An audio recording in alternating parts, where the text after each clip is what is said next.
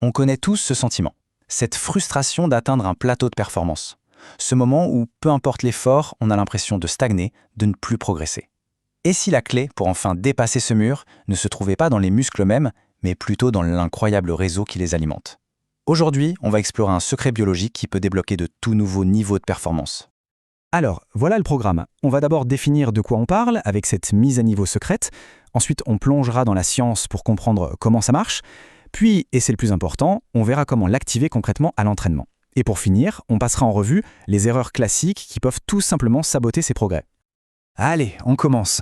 C'est quoi au juste cette fameuse mise à niveau que le corps est capable de faire? On entre dans le vif du sujet. C'est une question qui paraît simple, non? On court, on fait du vélo, on s'améliore. Logique.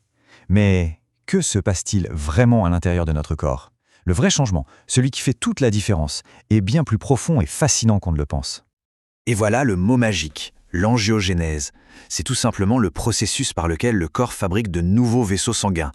L'analogie avec les autoroutes, elle est parfaite. Imaginez, plus on construit de routes, de bretelles, de périphériques, plus le trafic est fluide et plus l'approvisionnement des villes, ou ici des muscles, devient efficace. Et les bénéfices concrets de ce réseau amélioré, ils sont énormes. Avoir plus d'autoroutes, ça veut dire quoi? Ça veut dire que les camions qui livrent l'oxygène et les nutriments essentiels arrivent plus vite et en plus grand nombre. Et en même temps, les camions poubelles, qui évacuent les déchets produits par l'effort, comme le CO2, ne sont jamais coincés dans les bouchons. Le résultat direct, on peut tenir un effort plus intense, plus longtemps, et surtout, on récupère beaucoup plus vite après. Ok, l'idée est claire. Mais comment est-ce que ce grand chantier de construction se met en place dans notre corps? Voyons la mécanique interne. Pour construire ces nouvelles routes, le corps a principalement deux stratégies. La première, c'est le bourgeonnement. C'est un peu comme construire une toute nouvelle bretelle de sortie sur une autoroute pour aller desservir une nouvelle zone industrielle. La deuxième, c'est la séparation. Là, c'est plutôt comme si on prenait une large avenue et qu'on mettait un terre-plein au milieu pour la transformer en deux rues parallèles. On double la capacité. Deux méthodes différentes, mais un seul et même objectif, améliorer la circulation et la desserte. En fait, tout part d'un besoin. L'exercice physique intense crée une sorte de pénurie locale d'oxygène. Les routes actuelles sont saturées et c'est l'embouteillage. Cette situation, qu'on appelle l'hypoxie, c'est le signal d'alarme qui dit « au secours, on a besoin d'aide ». Le corps reçoit le message et libère ce qu'on appelle des facteurs de croissance. Ce sont en quelque sorte les urbanistes du corps qui donnent le feu vert pour lancer le chantier. Et le résultat, c'est la construction de nouvelles routes, ce qui augmente la densité capillaire. Le réseau devient bien plus performant. Bon, la théorie c'est bien beau, mais passons à la pratique. Comment, concrètement, on peut envoyer ce signal de construction à notre corps? Quels sont les meilleurs entraînements pour ça? Alors voilà les principaux outils dans la boîte. D'abord, l'entraînement aérobie classique, la course à pied, le vélo. Ça crée ce fameux manque d'oxygène, ce stress hypoxique, mais de façon longue et continue. Ensuite, il y a le IIT, l'entraînement fractionné à haute intensité. Lui, il provoque des pics d'hypoxie très très puissants, mais sur de courtes périodes. C'est un signal différent, mais tout aussi efficace.